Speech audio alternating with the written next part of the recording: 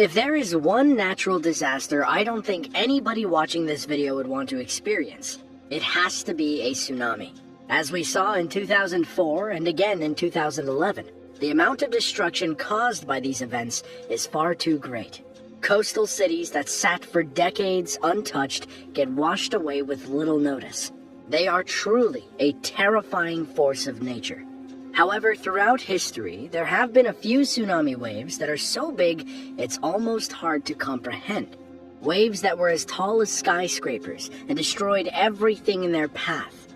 From the United States to Japan, here are the 5 tallest tsunami waves in all of history.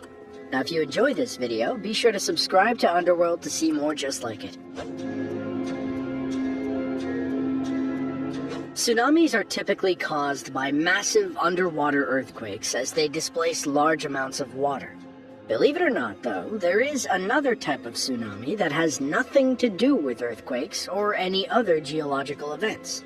This is called a megatsunami, and it occurs when a large amount of water displacement is caused by a sudden addition of material into a body of water. Most of the time, these megatsunamis occur because of a sudden landslide or the collapse of an iceberg. However, one event in world history not only produced a megatsunami, but had an effect on the entire planet.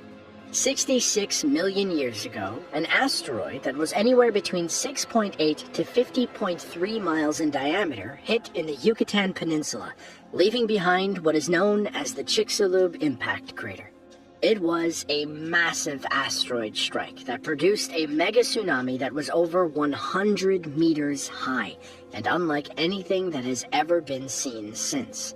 It was so tall and moved so fast that some scientists believe that the wave washed as far inland as Chicago, Montana, or even Canada. But in this case, it wasn't the wave that did the most damage. An asteroid strike on this scale was enough to wipe out entire species of animals from the planet. Even striking the water was like striking land.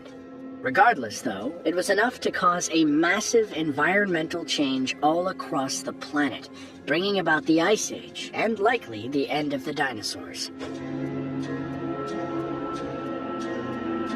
Japan is one of the most geologically active spots on planet Earth.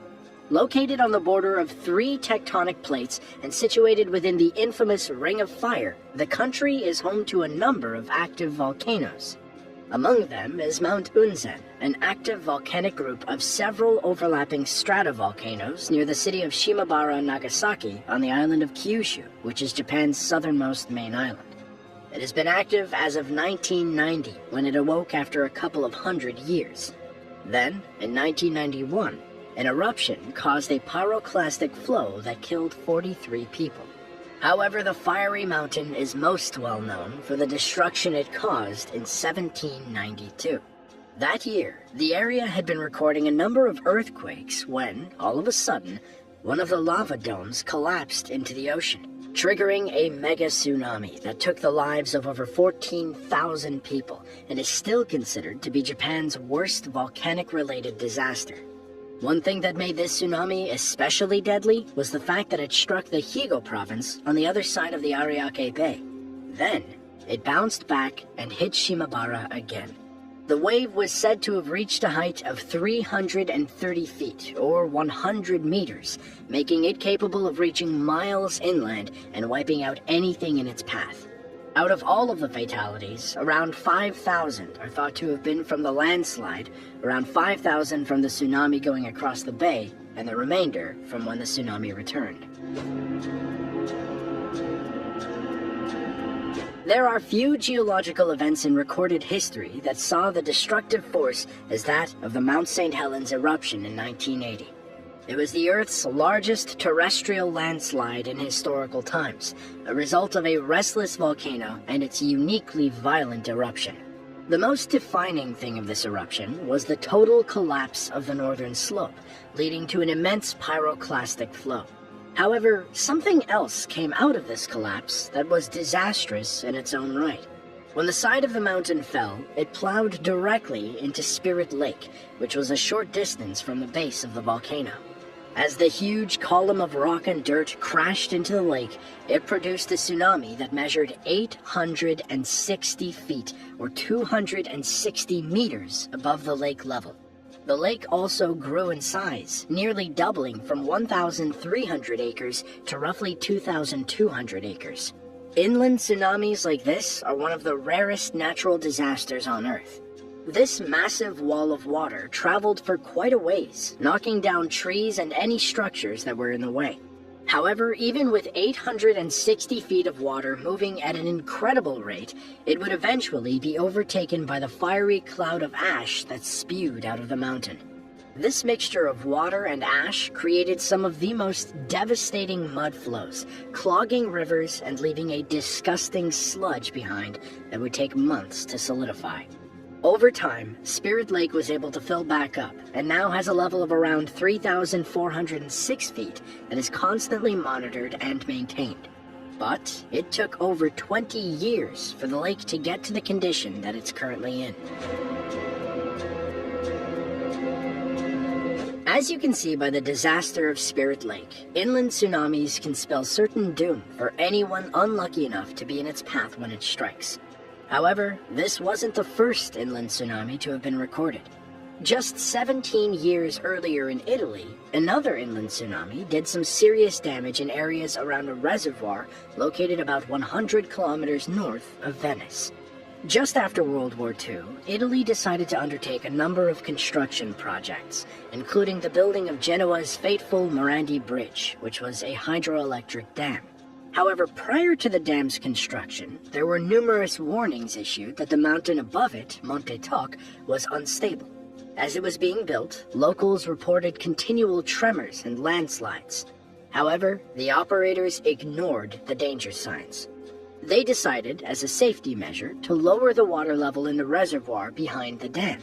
It was a mistake that would cost them dearly. On October 9, 1963, a massive landslide sent rocks, trees, and earth plummeting into the reservoir below.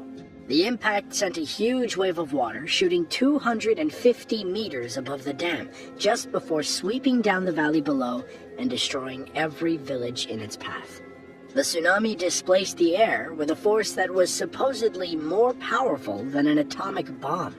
Witness accounts were hard to come by, though, since most of the people in the line of impact died, around 80% of them in a handful of villages along the valley floor.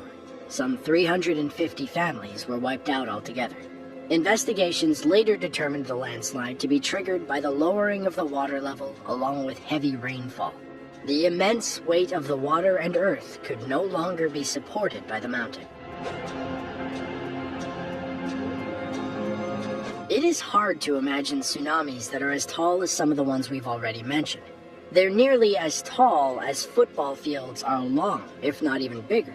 But that makes a person wonder, is it possible for a tsunami to reach into the thousands of feet? Exactly how much force would it take for something like this to happen? Few people believe that it is even possible. However, the largest tsunami ever recorded would definitely put that question to rest. It happened in 1958 at Lituya Bay, which is a quiet fjord in Alaska. On a calm and cool July night, a massive tremor struck the area and triggered around 30.6 million cubic meters of rock to fall 3,000 feet into the Gilbert Inlet, causing a torrent of displaced water to shoot skyward and form a monstrous wave. Now, when we say monstrous, we mean that the wave was 1,720 feet, or roughly 524 meters high. As it rushed through the fjord, it removed all of the trees and vegetation along the slopes. Millions of trees were uprooted and swept away by the wave. Miraculously, though, this wave only claimed 5 lives. This is simply because it is an extremely sparsely populated area. It proves just how deadly tsunamis can be when triggered by landslides. This particular landslide was extremely dangerous not only because of how much land actually broke free, but the height from which it did. There has never been anything to even come close since then. We have talked about how powerful tsunamis are plenty of times before. But now, we have a scale to be able to see exactly how big they can become. Whether by earthquakes or landslides, they remain some of the deadliest forces on the planet. If you enjoyed this video and want to see another one just like it, be sure to click the link on screen now. With that, thanks for watching, and we'll see you in the next one.